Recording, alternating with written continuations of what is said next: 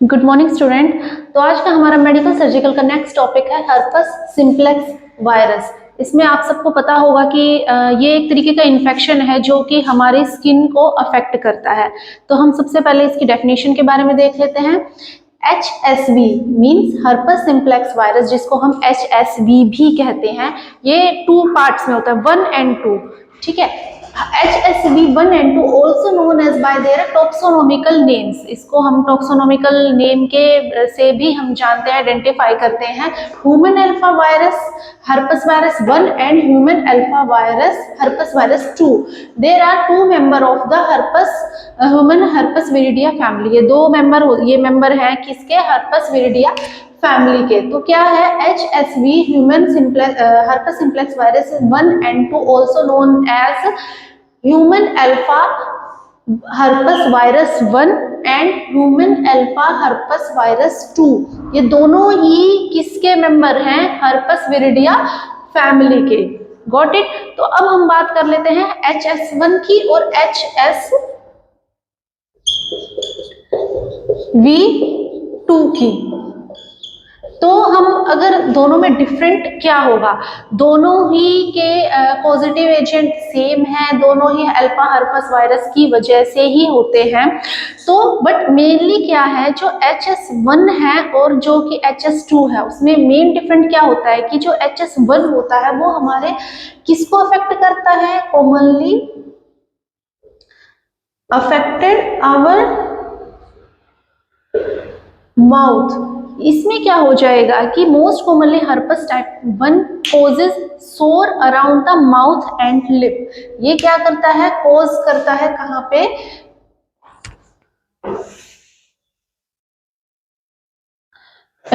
Causes create sores around the mouth and lips. जैसे कि हमने देखा है कि यहाँ पे ब्लिस्टर्स हो जाते हैं लिप्स के अराउंड, माउथ के अराउंड क्या है, जो छोटे छोटे ब्लिस्टर्स हो जाते हैं, जिसको हम क्या कहते हैं? इसको हम फीवर ब्लिस्टर और कोल्ड सोर्स भी कहते हैं। इसको हम क्या कहते हैं? फीवर ब्लिस्टर और कोल्ड सोर्स। जो कि हमने कॉमनली ये चीज तो हमें देखने को मिल ही जाती है। इसमें क्या हो जाता है कि जो लिप्स होंगे, लिप्स के अराउंड पानी के छोटे छोटे दाने टाइप निकल जाते हैं, जिसको हम क्या, HS1 को हम जो माउथ के आसपास जो दाने होते हैं, जो ब्लिस्टर्स बनते हैं, उसको कोल्ड ब्लिस्टर, सोर ब्लिस्टर और फीवर सोर भी हम कहते हैं। किसमें? HS1 में। तो ये हमारा डिफाइन किया मैंने HS1। अब मैं बात करती हूँ HSV2 की। HSV2 में क्या है? ये इन्फेक्टेड सोर्स कहाँ पे क्रिएट होते हैं? Most commonly around the genital area और rectum area. May be HSV जरूरी नहीं कि जो हमारा है वो अराउंड जेनाइटल एरिया और हमारे रेक्टम एरिया के, वो किसी और पार्ट पे भी हो सकता है, बट मोस्ट कॉमनली कहाँ होता है? जेनाइटल एरिया और रेक्टम एरिया के आसपास ही जो है ब्लिस्टर्स क्रिएट होते हैं। और इट में be having on another area of the body, but most commonly on the rectum and genital. तो ये था हमारा HS1 के बारे में। और HSV2 most commonly found in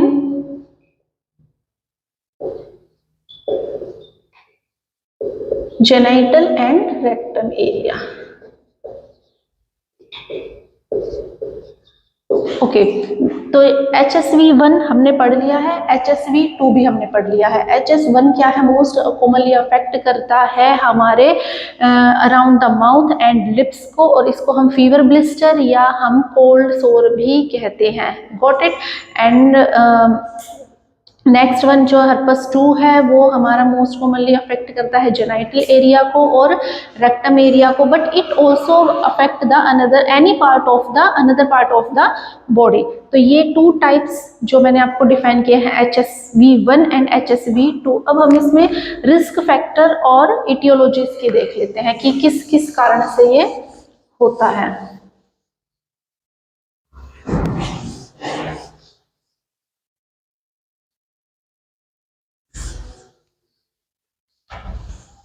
तो हमारा first etiology and risk factor में हमारा आएगा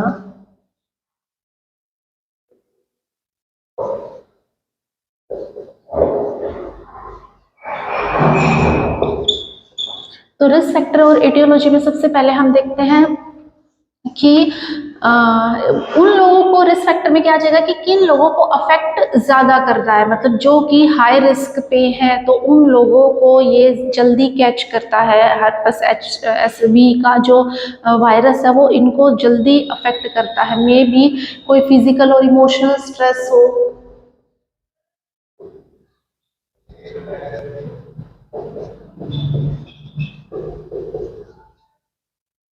पेशेंट की अगर कीमोथेरेपी चल रही हो, बिकॉज ऑफ क्या होगा कि कीमोथेरेपी से वैसे ही पेशेंट की इम्यूनिटी वीक है, अगर उसकी कीमोथेरेपी चल रही है ड्यू टू कैंसर और अनदर रीजन, तो भी पेशेंट को हाई रिस्क पे रहेगा हर्पस वायरस के। नेक्स्ट आ जाएगा हमारा इम्यूनोसप्रेशन।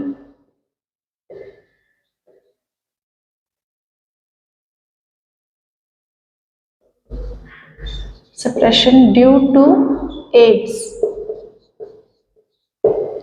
क्या है कि इम्यूनिटी ऑलरेडी वीक है बिकॉज ऑफ एड्स। एड्स क्या करता है कि जो पर्सन है उसकी इम्यूनिटी को बहुत डाउन कर देता है। इम्यूनिटी डाउन होने के बाद क्या होगा कि कोई भी इन्फेक्शन हमारी बॉडी बहुत जल्दी ही कैच कर लेगी, क्यों? क्योंकि हमारे अंदर इम्यूनिटी नहीं है उस इन्फेक्शन से लड़ने के लिए। तो क्या होगा, कोई भी जो हमारी बॉडी है इन्फेक्शन को बहुत इजीली ग्रैब कर लेगी, बहुत जल्दी कॉन्टैक्ट में आ जाएंगे। तो HCV भी एक वायरस है, तो वो जो बॉडी है वो वायरस को बहुत जल्दी कैच कर लेगा। नेक्स्ट हमारा आ जाएगा trauma to affected area including sexual contact. कोई भी अगर सेक्सुअल कॉन्टैक्ट से भी डिजीज जा सकती है, ट्रोमा हुआ हो उस तरीके से। नेक्स्ट आ जाएगा हमारा मेंस्ट्रुएशन साइकिल। मेंस्ट्रुएशन भी एक मेन रिस्क फैक्टर आ जाएगा हमारा HSV का। तो अगर पेशेंट हाई रिस्क पे कौन कौन है, पेशेंट को इमोशनल या फिजिकल स्ट्रेस चल रहा हो, पेशेंट को कीमोथेरेपी चल रही हो, इम्यूनोसप्रेशन हो ड्यू टू द एड्स, और सेक्सुअल कॉन्टैक्ट आ जाए due to trauma to affected area during sexual, कोई ट्रोमा हो जाए ड्यूरिंग द सेक्सुअल कॉन्टैक्ट, तो भी पेशेंट हाई रिस्क पे है। और मेंस्ट्रुएशन, अगर मेंसेस चल रही हैं और उस समय हम किसी के कांटेक्ट में आ जाते हैं तो बहुत जल्दी वो इन्फेक्शन होने के चांसेस हो जाते हैं। तो ये थे हमारे क्या risk factor and etiology.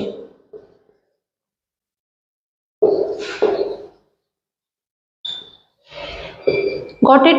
Emotional and physical stress, chemotherapy, immunosuppression due to AIDS, sexual contact, trauma due to trauma affected due to the sexual contact और menstruation। तो ये हमारा रिस्क फैक्टर और हमारा है इटियोलॉजी। नेक्स्ट हम कर लेते हैं मोड ऑफ ट्रांसमिशन, कि कौन कौन सा मोड ऑफ ट्रांसमिशन है, किन किन वजह से जो है HSV जो इन्फेक्शन वायरस है वो अफेक्ट कर सकता है, किन किन तरीके से ये पर्सन टू पर्सन या एक जगह से दूसरी जगह पे ट्रांसफर होता है। मोड ऑफ ट्रांसमिशन, ट्रांसपोर्ट का काम कैसे हुआ, तो इसमें फर्स्ट आ जाएगा हमारा ओरल सीक्रिएशन।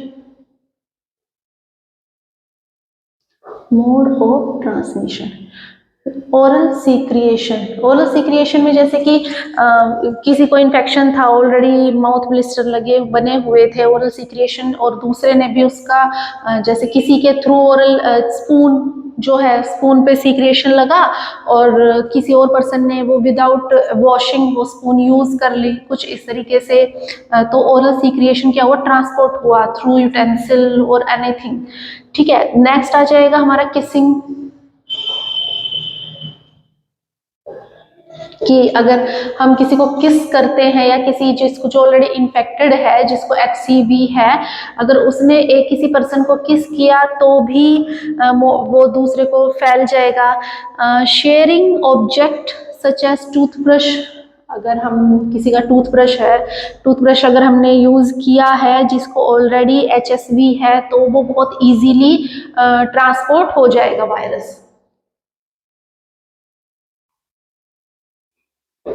शेयरिंग टूथब्रश, नेक्स्ट हमारा आ जाएगा ईटिंग यूटेंसिल्स। सेम बर्तन में हम अगर खाना खा रहे हैं, जैसे मैंने अभी स्पून का एग्जांपल दिया था।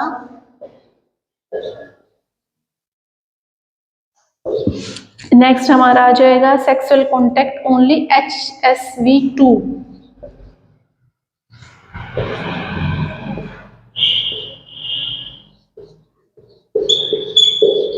तो ये थे हमारे mode of transmission. Oral secretion से हो सकता है, किसिंग से हो सकता है, sharing toothbrush, eating utensil and sexual contact. Sexual contact में ओनली HSV2 ही होगा, HSV1 नहीं होगा। क्यों? क्योंकि मैंने आपको बताया कि जो HSV1 है वो that is only having on the around the lips और माउथ, एंड जो दूसरा है हमारा HSV2 है वो हमारा जेनाइटल एरिया और रेक्टम एरिया में ही होता है और अफेक्ट करता है another part of the body, but most of the यहाँ पे ही होता है जेनाइटल एरिया और हमारे रेक्टम एरिया में। और जो सेक्सुअल कॉन्टैक्ट से होगा वो हमारा HSV2 ही होगा। तो ये था हमारा मोड ऑफ ट्रांसमिशन। अब हम इसमें देख लेते हैं क्लिनिकल मैनिफेस्टेशन क्या क्या होंगे।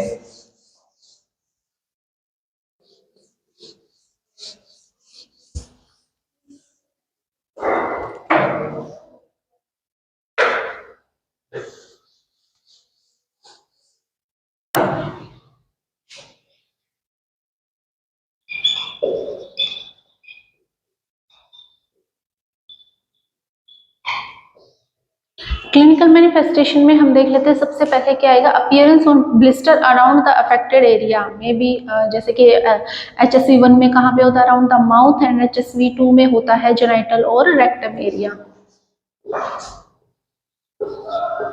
Blister around the mouth and genital rectum area.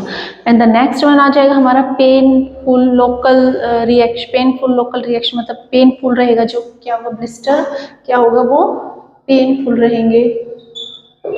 Next हमारा आ जाएगा मेलेज, बॉडी एक रहेगा बहुत ज्यादा। जनरल डिस्कम्फर्ट,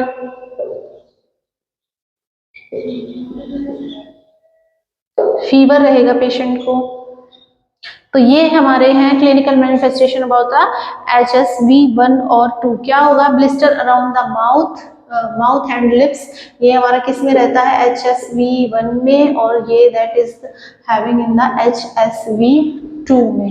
देन पेनफुल रहेंगे ब्लिस्टर, मेलेज रहेगा, जनरल डिस्कम्फर्ट रहेगा पेशेंट को, और क्या रहेगा, फीवर भी पेशेंट को रहेगा। तो ये था हमारा clinical manifestation about the HSV। अब हम बात कर लेते हैं डायग्नोस्टिक इवैल्यूएशन में हम क्या क्या करेंगे। हम इसको इन्वेस्टिगेट में हम किन किन के थ्रू जाएंगे, इन्वेस्टिगेशन कैसे करेंगे।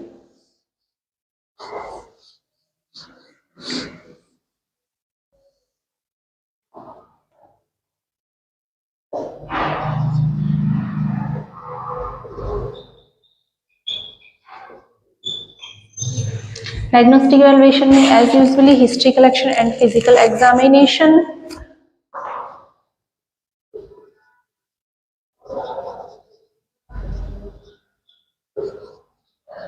Physical examination, and the next one blood investigation.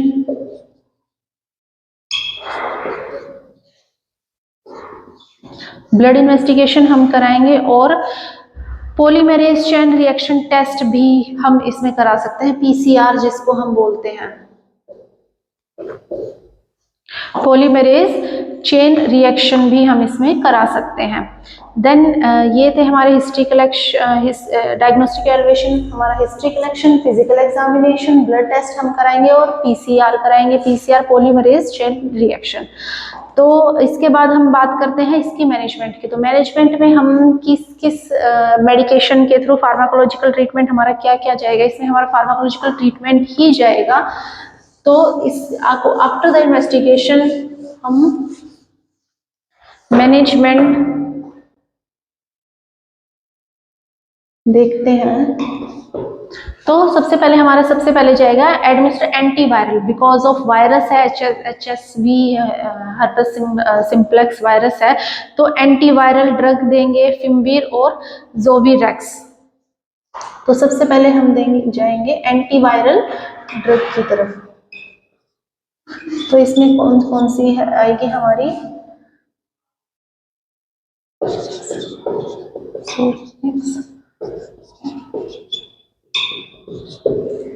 तो ये हमारी ड्रग ऑफ चॉइस रहेगी फेमवीर और जोरिवैक्स। तो ये एंटीवायरल ड्रग होगी। और नेक्स्ट हमारा आ जाएगा warm bath to relieve pain associate with genital sores. अगर जेनाइटल सोर्स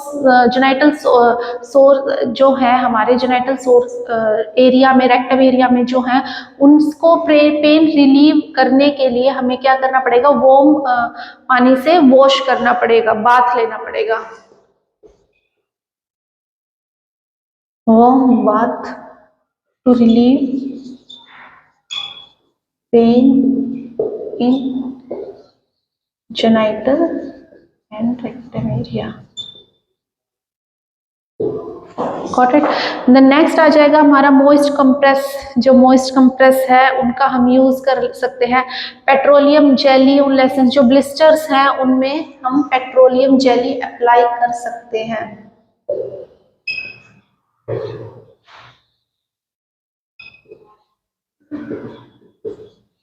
ठीक है, टू रिलीव पेन।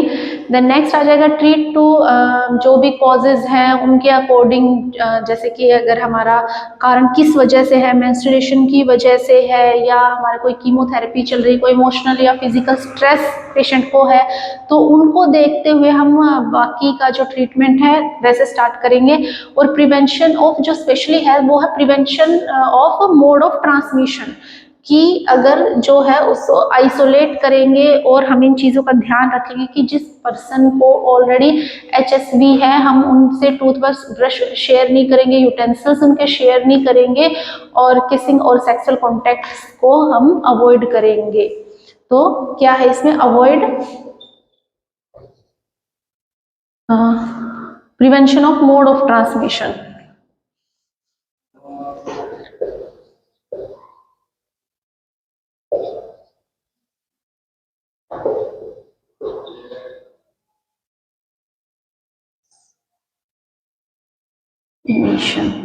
तो ये है हमारा management about the HSV।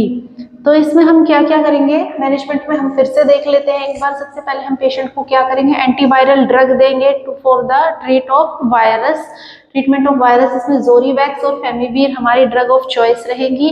Warm bath to relieve pain in genital rectum area, जो जेनाइटल रेक्टम एरिया में जो ब्लिस्टर्स है उनको पेन रिलीव करने के लिए हम क्या करेंगे, वार्म बाथ करेंगे।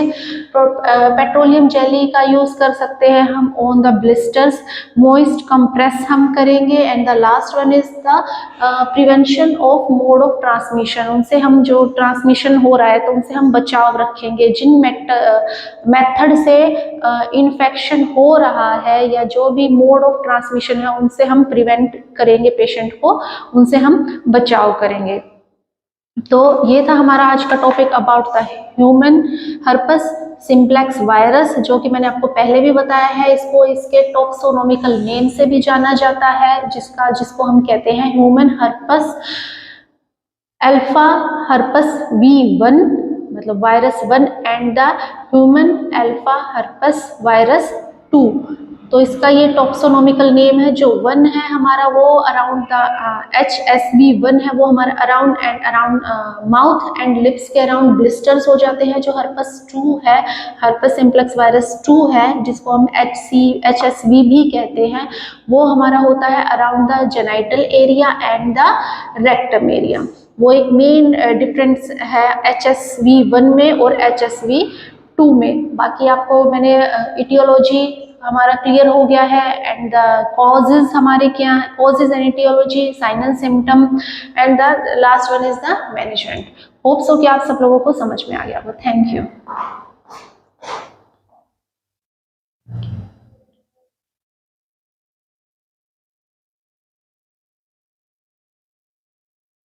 इस वीडियो को लाइक करें, हमारे चैनल को सब्सक्राइब कर बेल आइकन जरूर प्रेस